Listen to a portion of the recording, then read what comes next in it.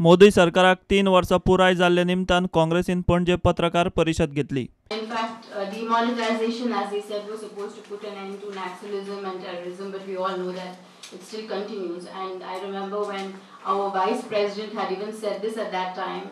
I think it was Mr. Ravi Shankar Prasad who said that, oh, the Congress is only raising this because, they are for corruption. But we all know just a couple of weeks ago that we had a Maoist attack, and the reports have come out that the CRPF has said that it was because of weak intelligence and poor leadership, which is to be blamed for the Maoist attack in Chhattisgarh.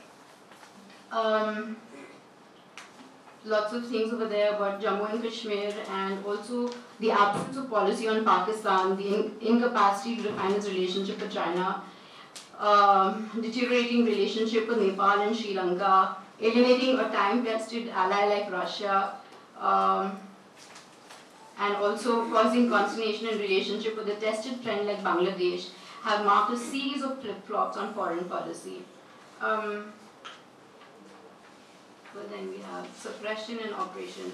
Lynch mobs. Well, this is something that really worries me too. As not just, as just another ordinary citizen of this country. How these people are given,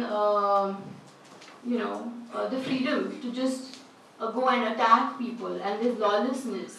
And I think obviously, we all know that the only way that there can be lawlessness in a state is when they have the backing of someone powerful or someone who's able to take care of them, even if they want to go and beat up somebody, And this is very scary because it means that the government itself is obviously behind, these people who are attacking and getting away with it. प्रुडंटा खातीर चेतन गवस.